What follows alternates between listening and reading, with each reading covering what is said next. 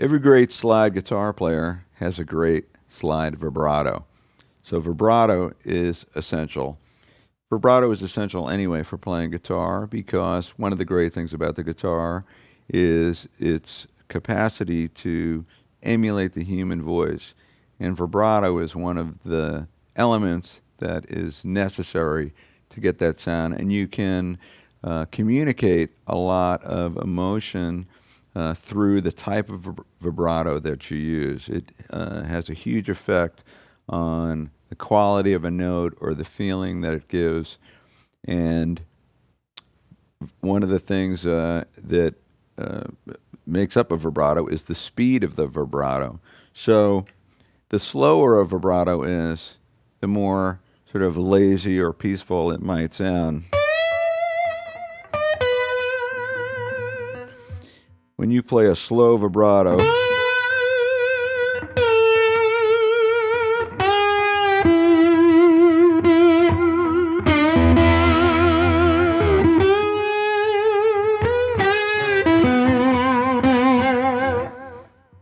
for lack of a better term, it sounds bluesier. Now, the thing that happens when you vibrato is I'm moving up and down the string. I'm moving below and above the note that I want to hear. So when you move the slide back and forth in this way, the pitch that's heard is the center of the movement.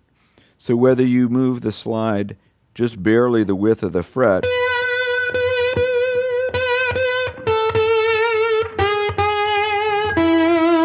what you call a tight vibrato or a small vibrato, whether you're using a tight vibrato or a really wide vibrato, and you can see I'm moving, way above and below. I mean, you can make it as exaggerated as you like. The pitch that you will recognize is always the center of the movement. So the way I produce the vibrato, my thumb is resting on the back of the neck, and I'm rocking my whole forearm because I'm sitting, I'm resting my elbow on my leg. If I were standing, I wouldn't be doing that, but everything else would be the same. My wrist is not moving, and the movement is coming from my forearm.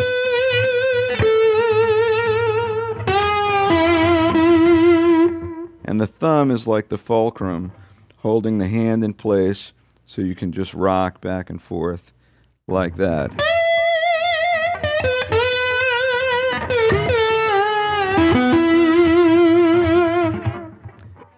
And again, the width and the speed of your vibrato is just a matter of taste. There was a slide guitar player named Robert Nighthawk who was very influential on B.B. King. B.B. never played slide, but Robert Nighthawk's vibrato was very slow and wide, as you can hear on the song Murder and Blues, also known as Going Down to Eli's, also known as Gonna Murder My Baby, written by Pat Hare. Robert Nighthawk recorded an essential version of that song on something called Live Maxwell Street. But B.B. King was such a fan, and he'd actually been a student of Robert Nighthawk, that's the vibrato that he was trying to get. He was trying to mimic Robert Nighthawk's vibrato.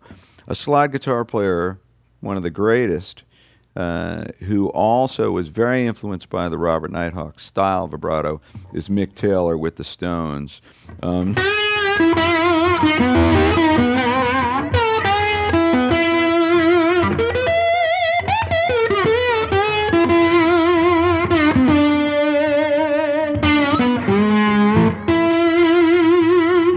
And along with all the great Stones songs, like All Down the Line, for example, where you hear Mick playing great slide, you should also check out the work he did with John Mayall and the Blues Breakers before he joined the Stones.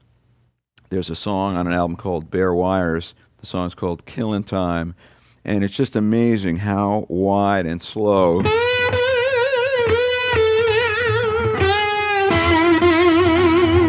the vibrato is that Mick Taylor uses. It's just fantastic.